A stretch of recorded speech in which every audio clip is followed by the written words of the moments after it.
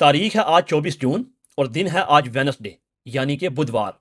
آج کے ویلاگ میں ہم سب سے پہلے بات کریں گے یہ جو آج کل چھاپر چھوڑے جا رہے ہیں کہ عمران خان کے ساتھ ڈیل ہو گئی، یہ ہو گیا وہ ہو گیا، اتنے استعفے آ رہے ہیں، اتنوں کی فائلز کھل رہی ہیں، یہ کوئی بات ہے بھی کہ یا صرف ویوز لینے کے لیے چھاپر چھوڑے جا رہے ہیں؟ اور اگلی خبر، ایران کے صدر ایک روزہ دورے کے اوپر آئے اور ابھی تک جو خبر ہے وہ مکمل کر کے چلے گئے ہیں، یہ دورہ کرنے کا مقصد کیا تھا؟ اور اس سے اگلی خبر کہ ایران سے پابندیاں امریکی ہٹ گئی ہیں اور کن کن ممالک نے تیل خریدنا شروع کر دیا، اور ان ممالک میں اللہ کا معجزہ، اللہ کی نعمت بھی شامل ہے یا نہیں ہے؟ اور بھی بہت ساری خبریں ہیں، لیکن سب سے پہلے ہمیشہ کی طرح کہ آج عمران خان کو جرنیلوں کی طرف سے اغوا کیے ہوئے تقریباً 1054 ڈیز ہو چکے ہیں اور لاپتہ کیے ہوئے تقریباً 204 ڈیز ہو چکے ہیں، 204۔ 1054 دن سے عمران خان کے پاس کوئی قانونی حق نہیں ہے کہ وہ اپنی وہ قانونی حق جو ہر پاکستانی کے پاس ہوتا ہے کہ وہ مل سکے، اور 204 دن سے عمران خان کا کوئی پتہ نہیں ہے کہ وہ جیل میں ہے یا نہیں ہے، یا وہ کس حال میں ہے، کسی کی کوئی ملاقات نہیں ہے۔ اسی لیے ہم سوال پوچھتے ہیں اسٹیٹ سے کہ ویئر از عمران خان، سوال پوچھتے ہیں جرنیلوں سے کہ ویئر از عمران خان۔ آپ کی بھی یہی ذمہ داری ہے کہ آپ نے سوال پوچھنا ہے، آواز اٹھانی ہے، اور ہو سکے تو ویڈیوز کو شیئر کرنا ہے، چاہے ان ویڈیوز کو اپلوڈ کر کے آپ اپنی پروفائل پہ لگائیں، ہماری طرف سے کوئی کاپی رائٹ کا ایشو نہیں آئے گا، لیکن کریں، جو کر سکتے ہیں کریں، سوشل میڈیا کے علاوہ ہمارے پاس اور کچھ بھی نہیں ہے۔ اب آتے ہیں پراپر ویلاگ کی طرف۔ سب سے پہلی خبر یہ چلائی جا رہی ہے کہ عمران خان کے ساتھ ڈیل ہو رہی ہے، یہ نجم سیٹھی نے بھی خبر بریک کی ہے اور اسد طور نے بھی کی ہے۔ اب آپ کو پتا ہے کہ نجم سیٹھی جو ہے وہ اسٹیبلشمنٹ کا بندہ ہے، لیکن اسد طور جو ہے وہ ایک نیوٹرل بندہ ہے، وہ نیوٹرل بات کرنے والا ہے۔ وہ عمران خان کے دور میں بھی نیوٹرل تھا، اس کو مشکلات کا سامنا کرنا پڑا، وہ آج بھی نیوٹرل ہے اور آج بھی اس کو جرنیلوں کی طرف سے مشکلات کا سامنا کرنا پڑتا ہے۔ اچھا، اب خبریں یہ چل رہی ہیں کہ عمران خان کے ساتھ بات ہوئی ہے، لیکن عمران خان کو وہی کہا گیا کہ دیکھیں آپ اپنے اصولوں کے اوپر باہر نہیں آ سکتے، آنا ہے تو ہمارے اصولوں کے اوپر ہی آنا ہے اور خاموشی سے بیٹھنا ہے، اور جب ہم کہیں گے آپ نے سسٹم کو تب تک قبول کرنا ہے، کوئی بات نہیں کرنی، کوئی درنے احتجاج نہیں کرنے، اور اگر آپ یہ مانتے ہیں تو ٹھیک ہے، ادروائز اگر ایسا نہیں ہے تو پھر آپ ٹھیک ہے جہاں بیٹھے ہیں بیٹھے رہیں۔ اور ساتھ میں وہ یہ بھی کہتے ہیں کہ دیکھ لیں ہم نے عوام کنٹرول کر لی ہے، کسی کو کوئی فکر نہیں ہے، وہ اپنے آرام سے بیٹھے ہوئے ہیں، سکون سے بیٹھے ہوئے ہیں، اور آپ یہاں جیل کے اندر ہیں اور آپ کی بیوی بھی ساتھ ہے۔ اب کچھ خبریں یہ آ رہی ہیں کہ عمران خان نے بھی کچھ رضامندی کا اظہار کیا ہے، کچھ لچک دکھائی ہے، لیکن یہ بات میرا ضمیر نہیں مانتا کہ خان لچک دکھائے گا، کیونکہ خان جس نظریے کے اوپر کھڑا ہے نا، خان کی لڑائی کیا ہے؟ سسٹم کہہ رہا ہے کہ تم چوروں کا ساتھ دو، جو جرنیلوں کے اوپر مشتمل سسٹم ہے، لیکن خان کہہ رہا ہے کہ میں چوروں کا ساتھ نہیں دے سکتا۔ یہی لڑائی ہے کہ تم زرداری اور شریف خاندان کے ماتحت ہو جاؤ، قبول کر لو ہم کو، بعد میں ہم تمہیں بھی موقع دیں گے۔ اور یہی تو مسئلہ جس وجہ سے عمران خان اتنی دیر سے جیل میں ہے کہ جو باریاں لگی ہوئی ہیں، یہ تو وہی ہو گیا کہ پہلے 2 باریاں لیتے تھے، اب تیسرا بٹھا دیں گے۔ اور جرنیلوں کو یہ چیز بہترین سوٹ کرتی ہے، میں آپ کو بتاؤں، کہ عمران خان کسی طرح ڈیل کر لے۔ کیوں؟ کہ پہلے دیکھیں وہ زرداری کو ڈر دیتے تھے شریف خاندان کا، اور شریف خاندان کو دیتے تھے زرداری خاندان کا، ایک دوسرے کو ڈرا کے رکھتے تھے کہ تم نہیں مانو گے تو وہ آ جائے گا، لیکن اگر تیسرا بندہ بھی آئے گا نا تو یہ سودا بہترین کر سکتے ہیں، اپنی مرضی کے قانون وغیرہ بنوا لیے، جو لٹ لٹا کرنی ہے، جو تباہیاں مچانی ہیں، جو بجٹ سے حصہ لینا ہے، جو اپنی مرضی کے قانون پاس کروانے ہیں، بارگیننگ اچھی کر لیں گے کہ اگر وہ نہیں مانے گا تو اس کا ڈر دیں گے، وہ نہیں مانے گا تو اس کا ڈر دیں گے۔ لیکن عمران خان اس چیز میں شامل نہیں ہونا چاہتا۔ میرا خیال ہے خان نے یہ فیصلہ کر لیا کہ اگر تو میں نکلوں گا تو اپنے اصولوں کے اوپر باہر نکلوں گا، اگر نہیں تو میں جہاں بیٹھا ہوں وہ ٹھیک ہے، کیونکہ وہ اس سسٹم میں سیٹ نہیں ہو سکتا، وہ اس سسٹم کے لیے بنا ہی نہیں ہے میرے بھائی۔ ٹیپ بال کے اندر اگر آپ فٹ بال کھیلنا شروع کر دیں یا فٹ بال کو بیٹ کے ساتھ کھیلنا شروع کر دیں تو وہ نہیں ہو سکتا، وہ اس چیز کے لیے بنا ہی نہیں ہے۔ کوئی برج ہے جس کی کیپیسٹی 50 ٹن، آپ اس کے اوپر 100 ٹن کی گاڑی چڑھا دیں تو کیا ہوگا؟ وہ گر جائے گا، وہ اس کے لیے بنا ہی نہیں ہے۔ عمران خان اس چیزوں کے لیے بنا ہی نہیں ہے، وہ ساری زندگی کی قید قبول کر سکتا ہے لیکن وہ اصولوں پہ کمپرومائز نہیں کر سکتا، یہ میرا ماننا ہے، مجھے لگتا ہے، کیونکہ میں اس لیڈر کے ساتھ کھڑا ہوں، لیکن جس قدر وہ مشکلیں کاٹ رہا ہے نا وہ وہی جانتا ہے۔ میں آپ کو بار بار کہتا ہوں کہ کیا ان کی وقت ہے ان شریفوں، زرداریوں، جرنیلوں کی، جن کو ملک سے باہر کوئی نہیں جانتا، اقتدار سے چلے جائیں تو لوگ جوتا بھی نہیں مارتے، لیکن خان دنیا میں ایک برانڈ ہے، اس کو کسی مشہوری یا عہدے کی ضرورت نہیں ہے، لیکن وہ اس بدقسمت اور غلام قوم کے لیے یہ جیل کاٹ رہا ہے۔ اور راستے 2 ہی تھے کہ یہاں عوام باہر نکلتی اور اپنے لیڈر کو چھڑواتی، یا لیڈر کمپرومائز کر لیتا، اس کے علاوہ تیسرا راستہ کوئی نہیں ہے کہ یہ جرنیل سدھر جائیں گے یا شریف اور زرداری خاندان کو غیرت آ جائے گی کہ نہیں یار یہ ہم کیا کر رہے ہیں، یہ نہیں ہو سکتا، یہ تو میں آپ کو لکھ کے دیتا ہوں۔ لیکن اب عمران خان کب تک ٹکے گا؟ اس نے کوئی لچک دکھائی ہے، وہ قبول کرے گا، وہ نہیں کرے گا؟ حقیقت یہ ہے کہ یہ باتیں بڑی پرانی ہو رہی ہیں اور یہ جرنیلوں کی یہ ڈیل خان کو ہمیشہ سے ہے۔ اب یہ جو خبریں چلائی جاتی ہیں نا، اکثر آتے ہیں اپنے ویوز، او بھائی 8 استعفے آ گئے، 21 آ گئے، اب یہ کر دیا، فلاں جرنیل کے ساتھ لڑ پڑا، کچھ بھی نہیں، پورا نظام ان کے کنٹرول میں ہے، بلکہ اب وہ جس مضبوطی کے ساتھ نظام کے اوپر کھڑے ہیں پہلے کبھی بھی نہیں تھا۔ کیوں؟ کیونکہ اب امریکہ کی طرف سے ان کو پوری سپیس ملی ہوئی ہے۔ دنیا کے وہ ممالک جن کو وہ فائدے مند ہے، جن کے لیے وہ ان کے ساتھ ملے ہوئے ہیں۔ عوام کے ساتھ کیا ہو رہا ہے یہ ایک سائڈ پہ آپ چھوڑ دیں، جمہوریت یا آئین یا انصاف کا جو جنازہ نکل رہا ہے وہ ایک سائڈ پہ چھوڑ دیں، لیکن فیکٹ یہ ہے کہ اس وقت وہ دنیا کے ساتھ جڑے ہوئے ہیں، دنیا کو ان کی ضرورت ہے اور وہ پوری مضبوطی کے ساتھ کھڑے ہیں۔ اس لیے اگر کسی کی یہ غلط فہمی ہے نا کہ وہ کمزور ہے، نہیں، کمزور تھے جب خان صاحب کی حکومت کو گرایا گیا تھا، حالات خراب ہو گئے تھے، لوگ باہر نکل آئے تھے تب۔ اب ایک چیز ہے جو ان کو بار بار تنگ کرتی ہے، وہ ہے اس ملک کی معیشت، کہ اس ملک میں سرمایہ کار نہیں آ رہا، اس ملک کے لوگ اس ملک سے نکل رہے ہیں، لوگ سرمایہ کاری نکال رہے ہیں، یہ چیز ان کو پریشان کر رہی ہے۔ اگر کبھی کمپرومائز ہوگا تو اس چیز کی وجہ سے ہوگا، باقی رہی عوام کی بات تو عوام تو کھسی ہو چکی ہے میرے بھائی، سیدھی سی بات ہے۔ اسی اگلی خبر کہ ایران نے ایک روز کا دورہ ایرانی صدر نے ایک روزہ دورہ اپنا مکمل کیا اور اب وہ واپس چلے گئے ہیں۔ اس دورے کا جو مقصد تھا وہ صرف ایک تھا، وہ میں نے تو پہلے بھی آپ کو خبر دی ہے کہ اس وقت یہ جو ہمارے فیلڈ مارشل صاحب ہیں، یہ آپ کو پتہ ہے کہ اس وقت سالس کا کردار ادا کر رہے ہیں، امریکہ کی طرف سے یہ پوری اعتماد بندے ہیں، اور امریکہ نے اپنی تمام جو ہے نا وہ کیپیسٹی، اپنی جو میکسیمم لچک ہے وہ ان کو دکھا دی ہے کہ ہم مذاکرات میں اس حد تک جھک سکتے ہیں۔ تو ظاہر ہے پھر فیلڈ مارشل صاحب نے کہا ہوگا کہ آپ آئیں، ہم آپ کی سنیں کہ آپ کتنا جھک سکتے ہیں، وہ تو اتنا جھک سکتے ہیں۔ تو یہ بات اب فون کے اوپر تو ہو نہیں سکتی تھی، آپ کو پتہ یہ فون وغیرہ ساری چیزیں بھائی ٹیپ ہوتی ہیں، اس میں تو کوئی سیکیورٹی نہیں ہے، تو آنا پڑا ان کو۔ میرا خیال ہے وہ سپریم لیڈر کا جو ہے نا وہ لے کے آئے ہیں آخری ان کا جو پیغام ہے کہ اگر انہوں نے یہاں تک لچک دکھائی ہے نا تو ہم بھی اتنی لچک دکھا سکتے ہیں، بس اس کے علاوہ کچھ نہیں۔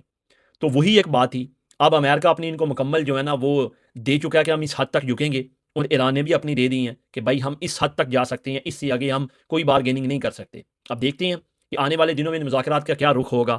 کیا دونوں اپنے اندر کوئی لچک پیدا کریں گے یا دوبارہ معاملات خرابی کی طرف جائیں گے یا کوئی حملہ ہوگا۔ لیکن اب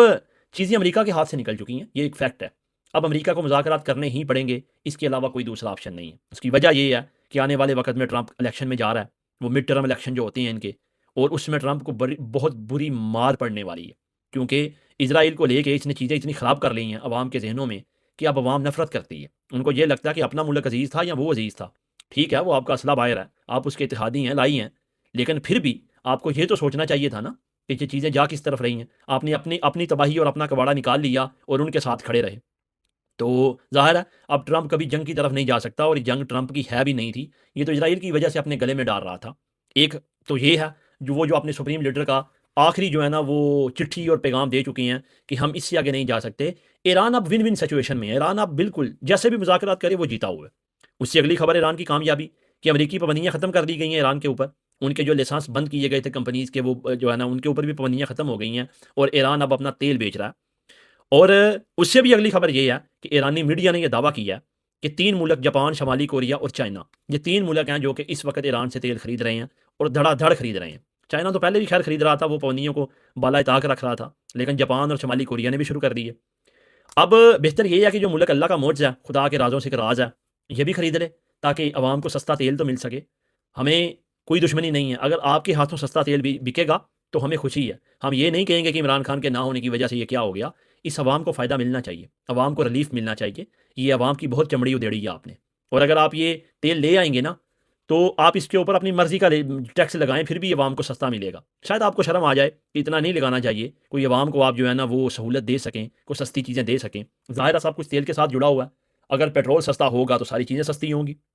تو ہمارا اس حکومت سے یہی مطالبہ ہے کہ آپ بڑے تگڑے ہیں، اب تو آپ سالہ سا دنیا کے فیصلے کرتے ہیں، تو ایک فیصلہ اور کریں، گیس منگوائیں، تیل منگوائیں، ان سے بجلی لیں۔ وہ کہتے ہیں ہم سے سستی بجلی خریدیں ایران والے، تاکہ پاکستان میں لوڈ شیڈنگ ختم ہو، بجلی کے جو بے تحاشا بل آتے ہیں یہ ختم ہو۔ یہ اس عوام کے اوپر تھوڑا رحم کیجیے، آپ طاقتور ہیں، اس وقت بڑی طاقت میں ہیں،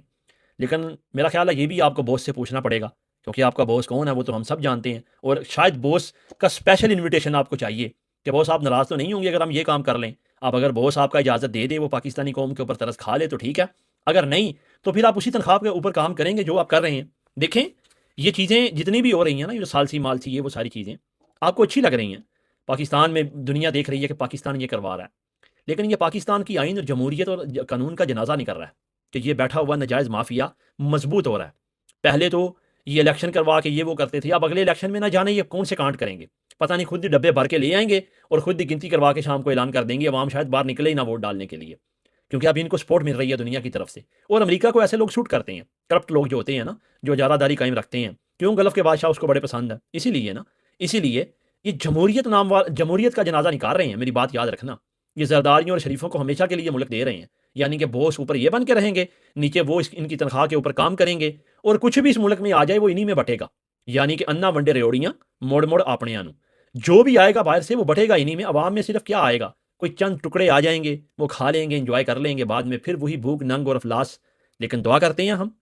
کہ اس پاکستانی عوام کے لیے کچھ بہتر ہو سکے۔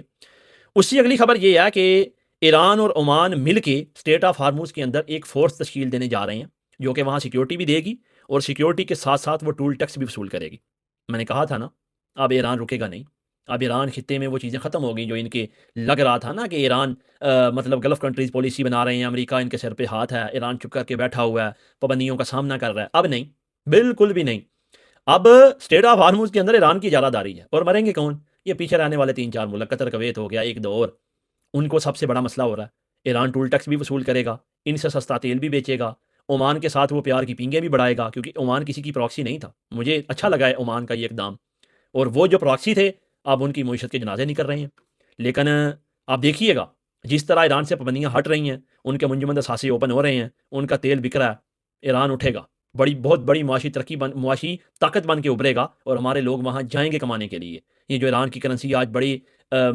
کوڑے کے بھاؤ بک رہی ہے نا، آپ دیکھیے گا کہ بنتا کیا آیا، دیکھتے جائیں بس آپ۔ اچھا، اس سے اگلی خبر